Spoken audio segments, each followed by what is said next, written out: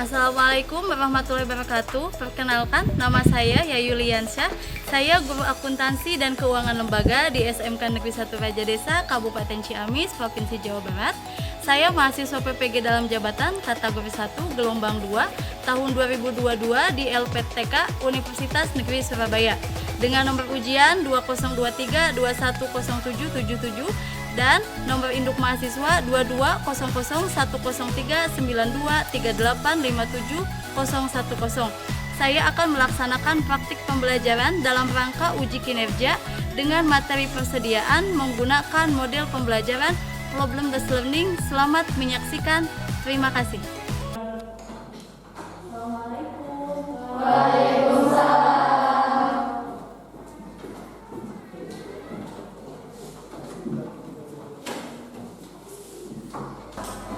Assalamualaikum warahmatullahi wabarakatuh. Waalaikumsalam warahmatullahi wabarakatuh.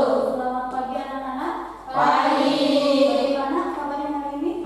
Alhamdulillah. Sehat semuanya? Sehat. Alhamdulillah. Ya, seperti biasa, sebelum kita mulai, kita berdoa dulu. Silakan untuk ketua kelasnya dipimpin dulu doa. Rifki, silakan Ki, pimpin dulu doa. Sebelum kita memulai pembelajaran hari ini, alangkah baiknya kita berdoa terlebih dahulu. Berdoa.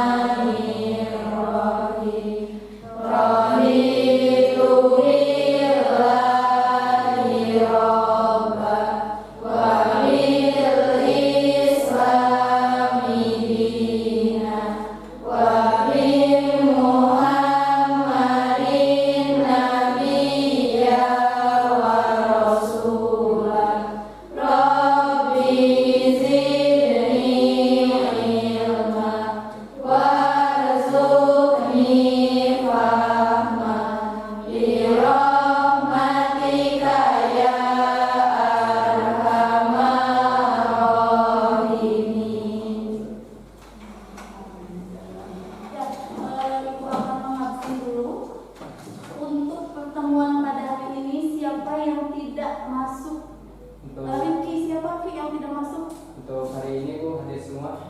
Oh, ada semua. Jadi untuk pertemuan pada hari ini kelas 11 akuntansi 1 hadir semua ya. Ya, alhamdulillah ya, semuanya bisa mengikuti pembelajaran. Ya, anak-anak silahkan tempat duduknya dirapikan terlebih dahulu. Dirapikan? Sudah dirapikan? Kalau sudah dirapikan, silakan kalian keluarkan alatan yang akan kita gunakan untuk belajar. Silakan bukunya disiapkan dulu.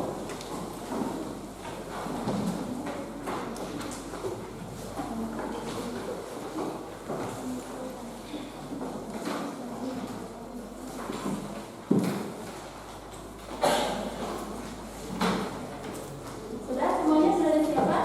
Sudah.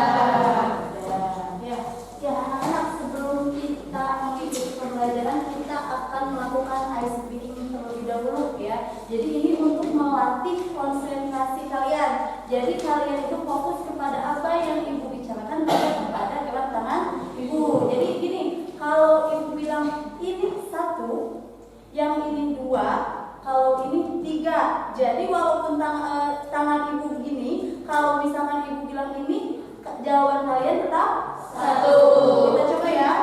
Ini 1, yang ini 2, yang ini 3. Lagi. Ini 1, yang ini 2, yang ini 3. Jadi kalian bagus sekali ya, konsentrasi kalian sangat bagus. Kita akan melakukan tes terlebih dahulu. Nah, untuk pretestnya itu akan dilakukan di link Google Form. Untuk linknya ya, ibu akan bagikan di WA group kelas 11 sampai kelas 1. Linknya sudah ibu bagikan di WA group ya, di WA group kelas. Silakan kalian kerjakan. Di sana ada 5 soal multiple choice. Waktunya 2 menit cukup ya? Cukup. Silakan kalian kerjakan.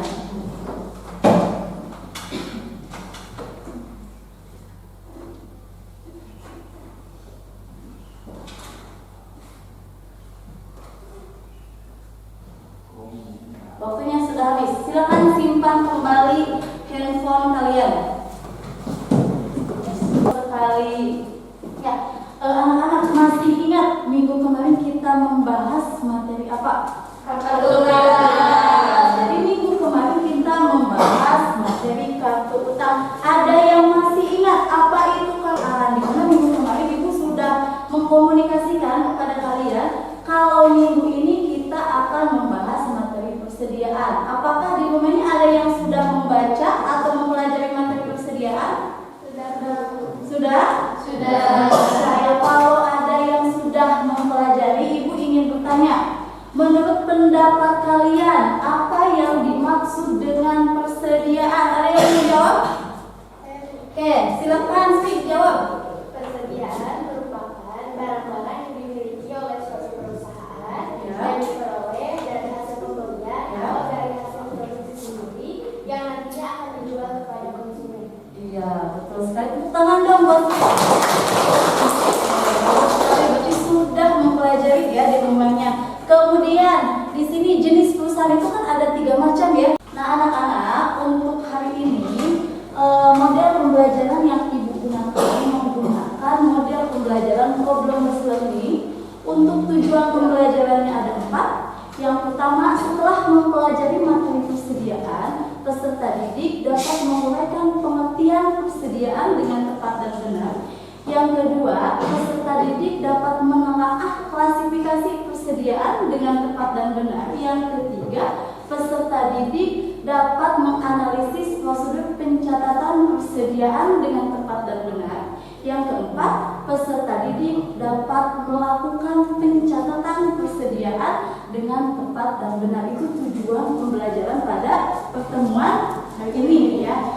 Kemudian untuk metode pembelajarannya menggunakan metode diskusi, metode tanya jawab, penugasan dan presentasi. Kemudian untuk penilaiannya di sini nanti ada penilaian individu, ada penilaian kelompok, ada penilaian pengetahuan dan penilaian keterampilan. Dapat dipahami?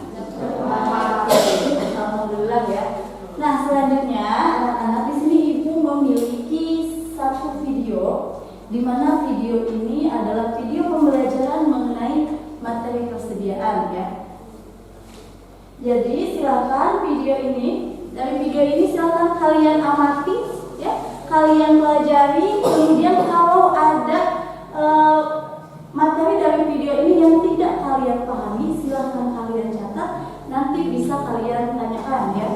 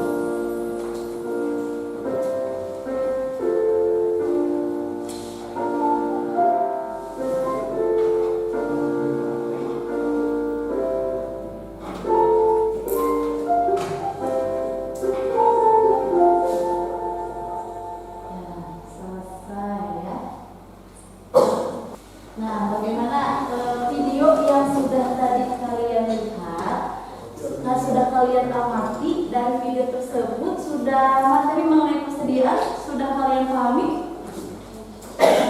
Atau ada yang mau ditanyakan dulu mengenai isi dari video yang sudah kalian lihat barusan? Ada? Oke, silakan. Dari tayangan video yang tadi saya amati, Ya. izin bertanya, Boleh. apa perbedaan persediaan pada perusahaan dagang dan perusahaan manufaktur? Apa perbedaan persediaan pada perusahaan dagang dan pada perusahaan manufaktur? Jadi di sini persediaannya. Yang pertama, untuk perusahaan dagang. Kalau perusahaan dagang itu kan tidak membuat produk ya, jadi perusahaan dagang itu hanya menjual barang saja.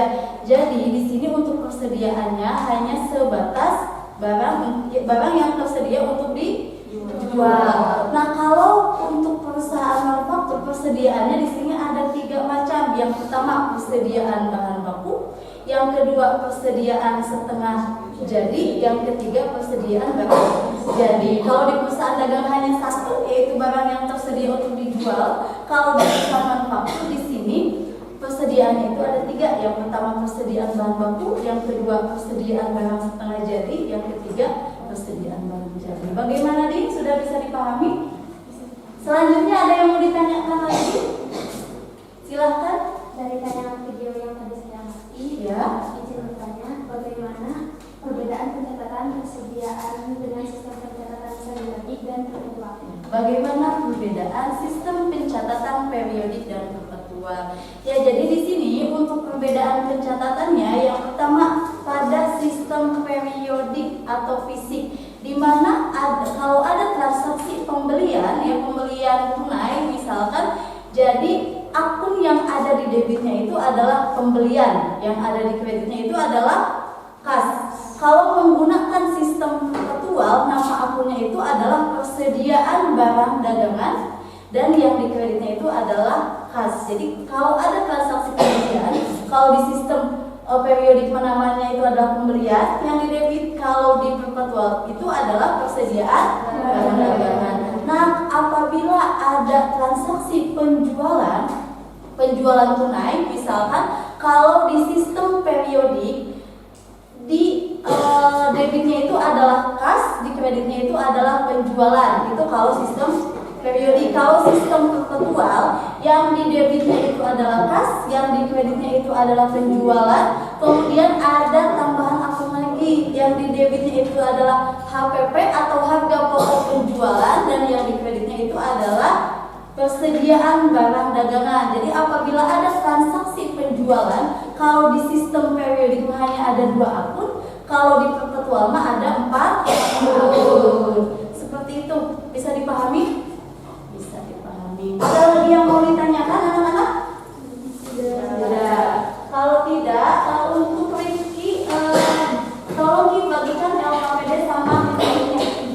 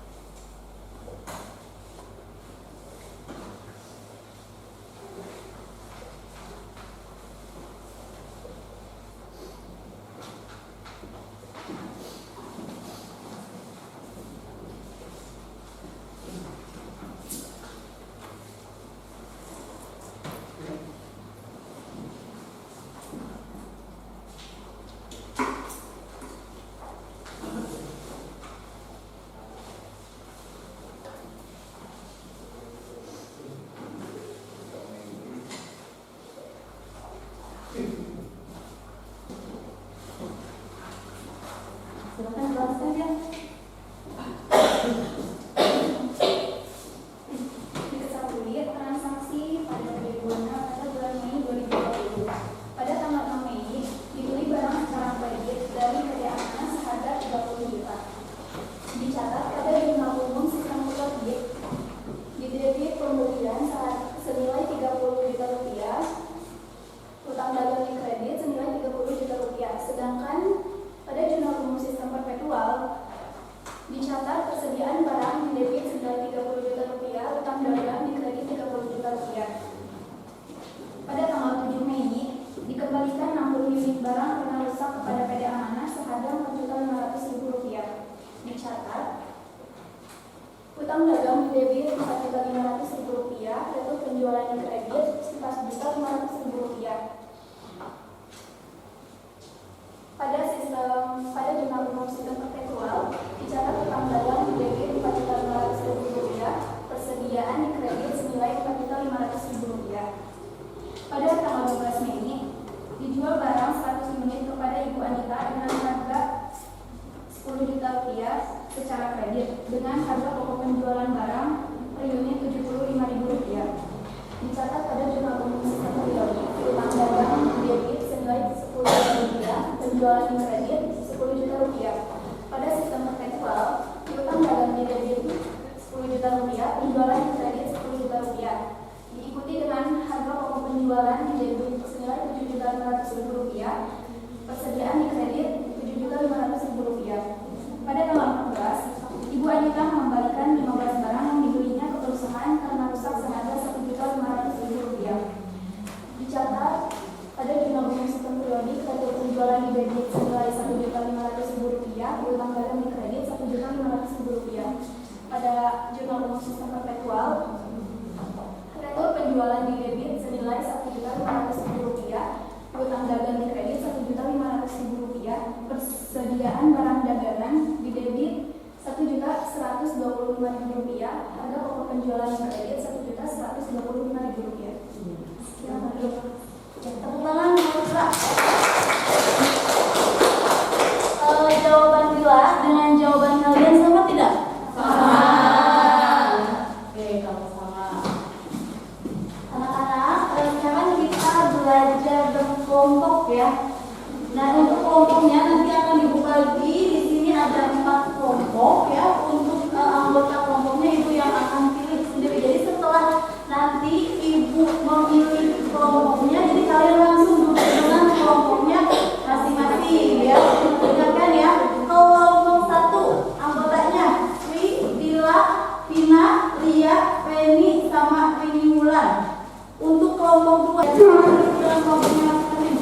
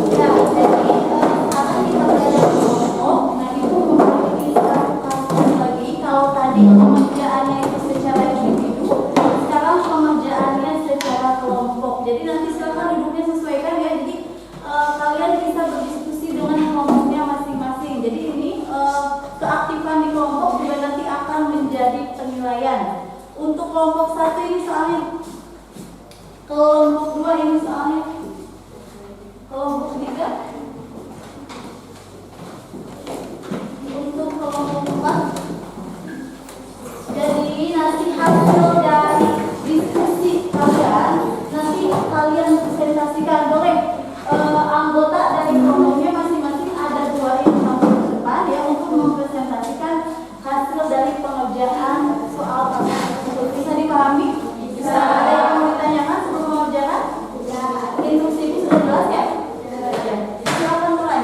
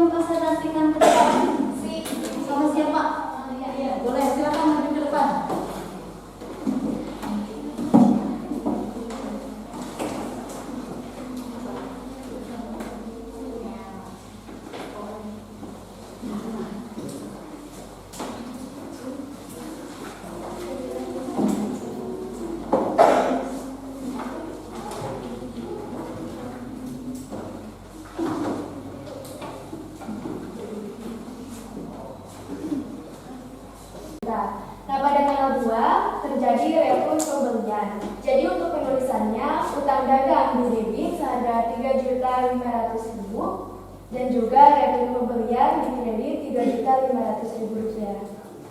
Untuk pada tanggal 12 terjadi penjualan secara kredit. Jadi di sini ditulis piutang dagangnya di debit Rp10 juta dan juga penjualan di kredit dengan harga Rp10 juta.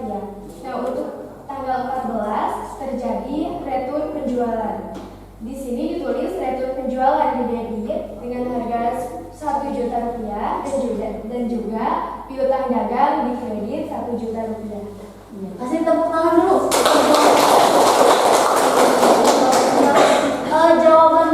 Untuk jawaban nomor 1 sama tidak dengan jawaban kalian?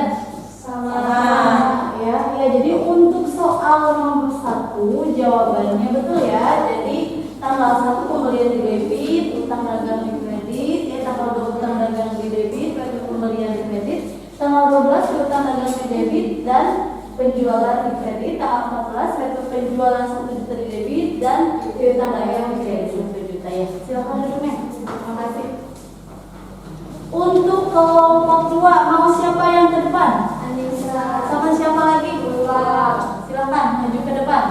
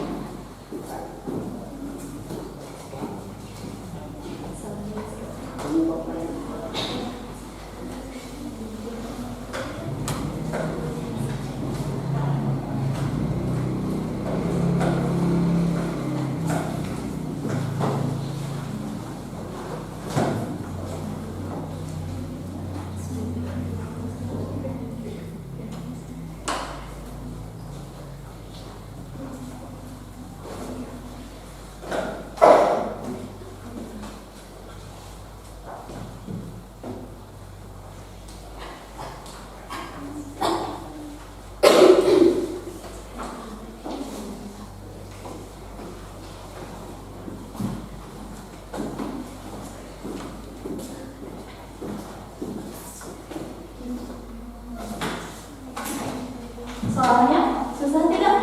Tidak. Susah ya.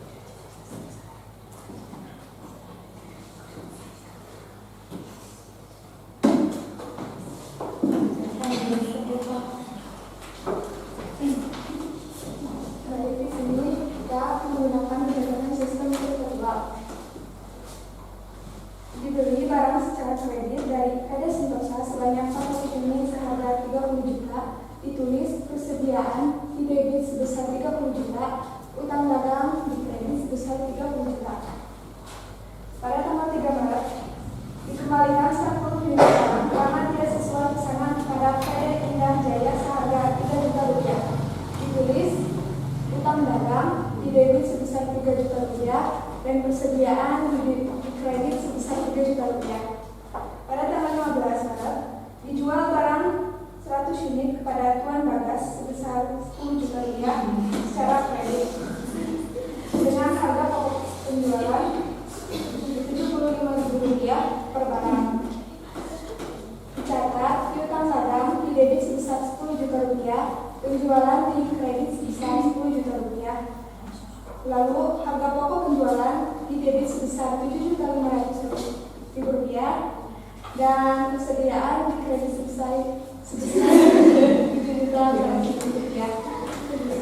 Lalu Tuan Bagas mengembalikan 10 barang yang dibelinya perusahaan karena rusak seharga Rp1 juta. Ditulis rektur penjualan di debit sebesar Rp1 juta, piutang dagang di debit sebesar Rp1 juta, di kredit sebesar Rp1 juta. Persediaan di debit sebesar Rp750.000 dan harga pokok penjualan di kredit sebesar Rp750.000. Jawaban dari kelompok 2 sama tidak dengan jawaban kalian? Sama. Soal 2 jawabannya sama ya. Kasih tepuk tangan dulu untuk kelompok 2. Ya, jadi untuk pencatatan persediaan di sini ada 2 sistem yang digunakan, ada sistem periodik dan sistem perpetual. Perbedaannya jika ada transaksi pembelian, kalau menggunakan sistem periodik berarti akun yang di debitnya itu adalah pembelian, akun yang di kreditnya itu adalah persediaan barang. Nah, kalau ada retur pembelian, kalau menggunakan sistem periodik, yang di debitnya itu adalah utang dagang, yang di kreditnya itu adalah retur pembelian. Kalau di sistem perpetual, kalau ada retur pembelian, yang di debitnya utang dagang, yang di kreditnya persediaan barang. Kalau ada transaksi penjualan, kalau menggunakan sistem periodik, yang di debitnya misalkan di sini penjualannya penjualan tunai, berarti yang di debitnya itu adalah kas, yang di kreditnya penjualan. Kalau di sistem perpetual, yang di debitnya kas, yang di kreditnya penjualan, yang di kredit ada 2 akun tambahan lagi, yang di debitnya itu adalah HPP dan yang di kreditnya persediaan. Nah, jadi semuanya bagus ya, semua kelompok sudah tampil mempresentasikan hasil diskusinya. Tepuk tangan untuk kalian semua. Kita simpulkan pembelajaran pada hari ini. Jadi untuk materi persediaan ya, persediaan itu adalah barang yang dimiliki oleh perusahaan yang diperoleh dari pembelian atau hasil produksi dengan tujuan untuk dijual kembali kepada konsumen. Nah, di sini untuk jenis perusahaan yang membutuhkan persediaan ada perusahaan dagang dan perusahaan kalau perusahaan jasa tidak memerlukan persediaan. Kemudian yang selanjutnya itu adalah untuk sistem pencatatan di persediaan itu ada 2, yaitu sistem pencatatan periodik dan sistem pencatatan perpetual. Kemudian untuk perbedaan persediaan barang dagangan di perusahaan dagang dan perusahaan manufaktur, kalau di perusahaan dagang jenis persediaannya itu hanya 1, jadi barang yang tersedia untuk dijual. Kalau di perusahaan manufaktur itu ada 3. Yang pertama itu adalah persediaan bahan baku, yang kedua persediaan setengah jadi, yang ketiga persediaan barang jadi. Itu adalah kesimpulan pada materi hari ini ya. Bagaimana? Sudah paham semuanya? Kalau sudah paham, silahkan kalian keluarkan handphonenya. Hanya ada 5 kan soalnya multiple choice. Anak-anak, bagaimana pembelajaran pada hari ini? Menyenangkan? Menyenangkan. Materi persediaan ini adakah yang tidak kalian pahami? Tidak. Semuanya paham? Paham. Jadi kesimpulannya pembelajaran pada hari ini itu adalah menyenangkan dan materinya bisa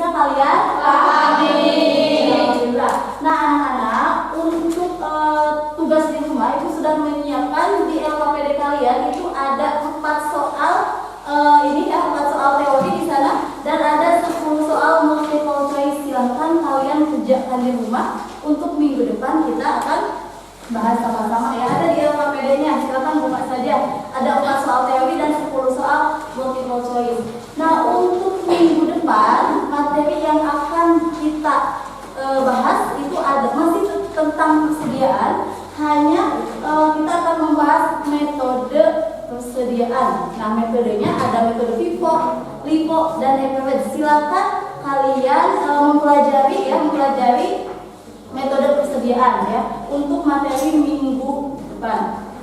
Nah, anak-anak jangan lupa selalu jaga kesehatan ya, selalu tingkatkan motivasi belajar kalian supaya kalian menjadi orang yang sukses. Amin. Nah, untuk pelajaran hari ini dicukupkan sekian. Wabillahi taufiq wal hidayah. Wassalamualaikum warahmatullahi wabarakatuh. Waalaikumsalam.